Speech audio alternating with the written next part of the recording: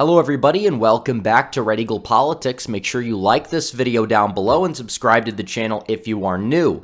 So we did our Senate prediction a couple of days ago for the 2022 midterms, and in today's video we are going to be doing the governor's prediction, updated governor's prediction that is, for the 2022 midterms. I covered in the last video that I did the fact that the polling in the generic ballot polls, more specifically, are god-awful this cycle. I explained why. And yet again, we're looking at a very big polling error, even bigger than the polling error for the 2020 election. Polling is god-awful this cycle. The primaries are a prime example of really why that is. The primary polls have really been all over the place. And we're going to get into this and fill out the map, but it's important to keep that in mind going forward as we see all of these new polls drop that come up with, oh, Arizona's D+10 out of nowhere, especially in this national environment. And it's important to keep our wits about ourselves and not to jump and doom at these polls that have garbage methodology, that have a garbage sample, and consistently are missing the mark at getting a decent sample size of the general electorate where it will come out to be. But beyond that point, we're going to fill out this map, but I want to tell you guys a little bit more about My Patriot Supply because the sale has been extended. $250 off the 3-month emergency food kit. That is their largest sale in 3 years. You could get this epic package of emergency food for any circumstance that lasts up to 25 years in storage. Again, inflation's wiping out a lot of people. A lot of people are having to cut back to make ends meet. We could see food shortages, so it's very important. This is a great way to fight inflation while being prepared for anything. So go to preparewithredeagle.com and save $250 on each 3-month food kit you need. Do it now. Go to preparewithredeagle.com. Again, that is preparewithredeagle.com. So furthermore, we're going to fill out this map. We're going to start off filling out all of the safe red states, the immovable red states. We'll go to Idaho, Wyoming, South Dakota, Nebraska, Oklahoma, Arkansas, Tennessee, Alabama, South Carolina. Ohio will also be in this column. Same thing with Vermont and New Hampshire because they just love their very liberal Republican governors up there that are awful on most issues. Also, we have the state of Iowa. I really can't see this one being within 10. Not a lot of competition from the Dem side. Also, I think Greg Abbott wins by over 10 in the state of Texas against Beta O'Cuck in that state there. And already, Republicans are at 22 governorships in the safe column. Alaska, I'm going to put in the likely red column, and the reason why I'm doing that is because they have a very weird system that is ranked choice voting. You have the former independent governor that's running. He did better than expected in the primary, so it's very likely that it could be under 10. But either way, I believe that Dunleavy is going to hold. So, furthermore, let's fill out the safe Democrat states. California, which may even be closer than the recall election, but will still likely end up in the Democrat column by more than 10 points. The state of Maryland, the state of Massachusetts, as well as the state of New York, even though I think that Zeldin could get it closer to 10. It could be under 10 at the end of the day, but as of right now, I see it going to Hochul by maybe a hair more than 10% or so. Also, the state of Hawaii, and you could even argue Colorado could go in that column. I don't really see a whole lot of trying on the Republican side to face off there against Jared Polis, who is not unpopular in terms of his approval rating in the state of Colorado. I think that one could very well go safe in the Dem column because Colorado is not what it used to be. It's not 2004 or even 2012 or even 2016 in Colorado. You have a massive VBM voting system there. You're going to see higher turnout than usual from lower propensity voters that would probably go, Dem this cycle that may have stayed home, but since, they're just going to be mailing their ballot, they're going to be more likely to turn out there, as well as the fact that Polis has his approval rating at a decent level there. So let's move on to the likely states. Let's start off with the state of Wisconsin. The state of Wisconsin, again, Tony Evers. He's not even pretending to really be a moderate anymore. He's not pretending to want to win re-election. And Republicans in the primary had a very, very good turnout on the Republican side. And that was for the governorship as well as the Senate race and pretty much all of the races in the state. And you're looking at Tim Michels, an outsider businessman who is entering the political arena, is very popular in the WOW counties and still has a lot of appeal to Trump's base outstate. And I believe he's going to win by over 5 points at the end of the day, especially given the realignment that you're seeing in the state of Wisconsin. You compare a lot of these counties to 2012. A lot of the rural counties in Wisconsin used to be light blue. A lot of them did go light blue in 2018, but Trump flipped them back red in 2020. And I believe they're going to stay red. And even in the midterms without Trump on the ballot, they're going to get redder because we're witnessing a realignment. And statewide Republicans typically do better than Trump in the WOW counties. Michels is going to be no different. He did very well in Washington County in the primary. He lost Ozaukee and Waukesha, but not by much. And he did very well in the Fox cities where he's from. I believe he'll take it hands down easily. The state of Kansas, Laura Kelly is not that unpopular for an incumbent facing an opposing wave year. However, it is very likely that Derek Schmidt, the current attorney general, will get by fairly easily. I think he'll win by around 7 points or so. Kansas is not exactly looking up for Republicans, given a lot of the growth you see in Johnson County. That doesn't mean it's really going to be a swing state really anytime soon. And by the time it does, Rhode Island and Delaware will also be swing states, just for the record. This is a two-way street. So, moving on, furthermore, we have the state of Florida where Ron DeSantis is going to easily defeat Charlie Crist. And if Nikki Fried manages to win the nomination somehow, I believe that you could move this one to safe. But assuming it is Crist, I believe that DeSantis will win it by closer to 10, but just under 10 points. He's very popular as governor in a state that is moving to the right in real time. So, furthermore, I don't believe we have any more likely Republican states. We can now fill out the likely Democrat states. Rhode Island is one of them. It could be moved to safe by the end of the day. We just don't have enough intel. And typically the Northeast, you see down ballot Republicans doing a little bit better than they do at the presidential level. And then we have Connecticut, where Bob Stefanowski came very close in 2018 to winning, but he's not really running the best campaign this time around, and Lamont is not as unpopular as he was back in 2018, so I believe this one will stay in the Dem column. If Stefanowski ran a solid campaign and didn't just focus on appealing to social liberals, maybe he would actually have a chance if he focused on the bread and butter, kitchen table issues, but he's not doing that. And as a result, it's not really working out for him too well, even in a state as blue as Connecticut. So, we'll be moving on to the state of Illinois. This one could very well move to the safe column, but Darren Bailey is doing better in every single poll that we've seen compared to where a lot of people, including myself, would have expected him to do. Now, a lot of the electabros type of people, which are the people that say you have to run the most moderate, most liberal Republican in every state to win by the biggest margin because they don't know how politics or elections work. They said you had to run Richard Irvin. Richard Irvin, I don't believe, would have done very well either in the state of Illinois. But Darren Bailey's got a big support in the rural areas, and maybe he's peeling off some anti-Pritzker votes so far. It's possible this one could move to safe D, but as of right now, I could very well see this thing being under 10 points. We'll have to see, subject to change. So that's it for the likely Democrat states. Let's move on to the lean Republican states right here. I'd like to start off with the state of Pennsylvania, where Doug Mastriano, even in the liberal polls, is within striking distance. They said this guy wouldn't have a chance.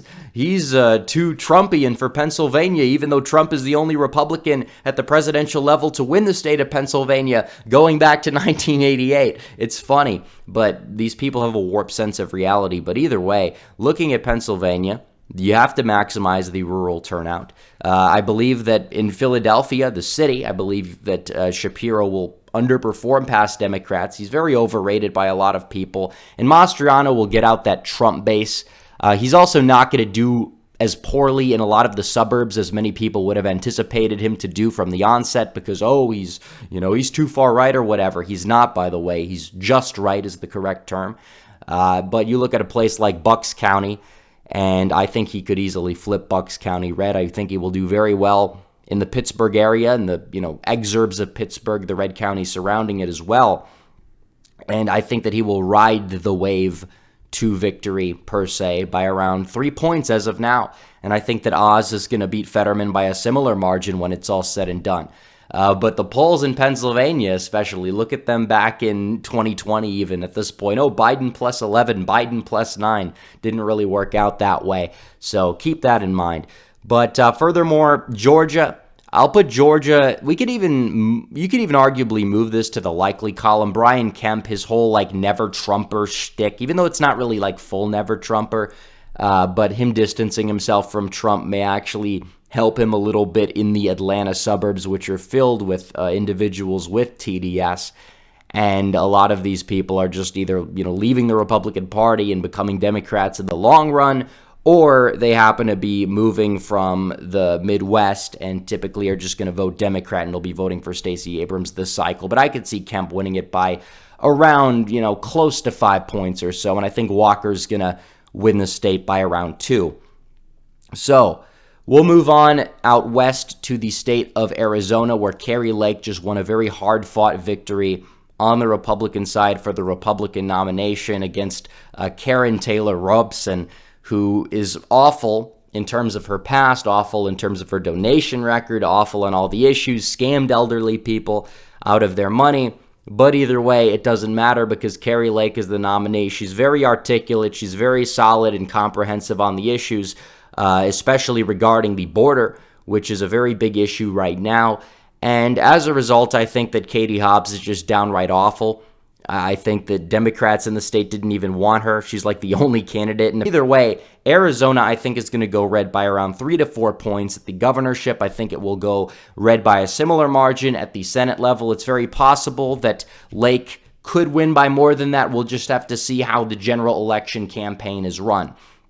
So we'll move on to the last tilt or lean Republican state, I should say, the state of Nevada, which again, like I said, has been moving right since 2008 at the presidential level, and it's going to have a lot of down-ballot effects for the midterm elections that we're going to see here. Every county in the state is either just like maxed out red or is moving right. In Clark County, you have a coalition there that can easily move to the right even more. It moved to the right in 2020 despite the national environment moving left. The DSA has taken control of the Democrat Party in the state and its entire apparatus and doesn't know how to utilize it properly. And as a result, Republicans are going to continue to gain among white working class voters in the Vegas metro, Hispanics to a lesser extent you could potentially see. And Lombardo is the nominee. He's from Clark County. He won Clark County before in elections, and I believe that he will be the guy to defeat Sisolak, and you're going to see a red wave in Nevada. It might be one of those things that people are going to say, oh, well, Republicans, it's in limbo, it's tilt D, it's lean D, the election mafia, and then at the end of the day, it comes out lean R, and Republicans are going to win it. So we're going to fill out the remaining states on the map, and it doesn't really matter. We'll alternate between Republican and Democrat if necessary. We'll just start off on the East Coast with Maine and work our way west. Maine, Paul LePage is running for governor yet again. He has a tendency of winning elections out of nowhere and winning very close elections. He puts the dagger in the electobro narrative because he's one of the furthest right governors of the country, and he manages to get elected in the state of Maine. And even when the third-party vote was lessened in 2014, he won an even larger share of the vote. He got near a majority. So I think that it's going to be very close. I'd love to see him win. Polarization kicking in. Janet Mills, he may get by. I think it's going to go down the wire. We just don't have enough intel. I'll say tilt D as of now, but I hope that Paul LePage does end up pulling it off because that guy is epic. He was Trump before Trump as governor of Maine. And I'd love to see him be governor again. And he'd have another great tenure for 4 years, and he'll be just, doing his thing up in Maine, fighting with the liberals in the state legislature, just making some waves, making things happen. It would be pretty epic. So Michigan, Tudor Dixon is the nominee. Tudor Dixon has picked her lieutenant governor, who is he's a America First candidate for Congress who fell a little bit short in 2010. in the 10th district, which is the right district, and maybe if Trump endorsed him, he would have been able to cross the finish line. But either way, Tudor Dixon is a solid candidate. She has a 25 by 25 plan on her website that is relatively comprehensive, and she manages to have appeal to Donald Trump's base and still manages to appeal to West Michigan and the ancestral Republicans there that have kept counties like Kent red for so long, even though they've moved away. I think she'll flip back Kent. I think she'll do fairly well in the suburbs, which you need to do against Gretchen Whitmer. Whitmer is still a formidable opponent despite her unpopularity among the GOP base and a lot of right-leaning independents in the state. But either way, I think Dixon might cross the finish line. I think it's a pure toss-up, but as of right now, I'll say it's Tiltar because you have a lot of Republicans uniting behind Dixon in the state. And I think that it's going to be interesting to see how the general election fight goes. But if Dixon can carry the momentum to the general, I believe that she is in the driver's seat for victory. But we'll have to see. We'll have to see. Up next is the state of Minnesota, where you have Scott Jensen running up against Tim Walz. And I think the margin's going to be close. I think it's going to be 2016 margin in the state of Minnesota. But you look at those twin cities, even though they were burned to the ground in 2020, they still moved vastly to the left. It's very sad to see what happens in the state of Minnesota. A lot of self-hating white liberals up there. That's the only explanation for it. I'll put it tilt to leaner. We could even move that to the lean column there, but it's just disappointing to see. But either way, Jensen, he's kind of like libertarian, a little bit more so than I would like him to be on some issues. I know it's Minnesota. It's a weird state. That doesn't mean that he's like unelectable in the state or whatever, and he'll still get a decent portion of Trump's base out against Tim Walz, but either way, I think we'll probably leave it as lean D. It could be tilt by the end of the day. It's possible Republicans could pick off the Attorney General race, and maybe there you might see the drought end in the state of a statewide official being Republican. You haven't seen that since the 2006 election for their centrist governor, and before that you didn't see it since 2002 when Coleman won a statewide election there. But either way, Minnesota is beyond saving. It is a true anomaly in the Midwest. So now we have New Mexico and Oregon. Both of these are going to be tilt-R, and I'll explain why. New Mexico, you have Mark Ronchetti, very popular weatherman. He ran for Senate. He lost by a much narrower margin than anybody anticipated. This is a governorship position where you have a governor that's lost popularity. Ronchetti's running a solid campaign so far. I believe, as of now, he'll cross the finish line in New Mexico, and you'll see trends continue there, and I think he'll do better than Trump in a lot of these suburbs and still maintain his margins, and the rural areas and the, southern Hispanic part that is, similar in trend to what we see in South Texas, at least in a couple of counties there, and the state of Oregon, because you have a three-way race. You have a very unpopular incumbent governor that's exiting, who's a Democrat. You have her protege on the Democrat side. You have a far-left independent in the race. And then you have a relatively milquetoast Republican that's probably going to be able to win based off of the anti-Democrat or anti-independent vote in the state.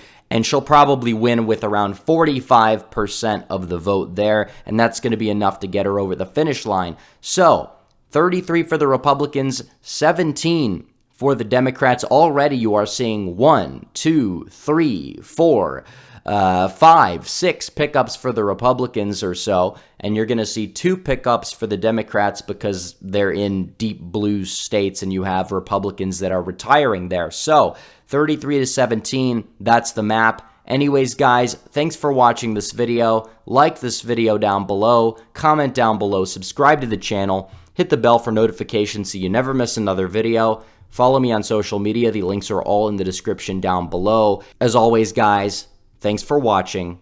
Red Eagle, out.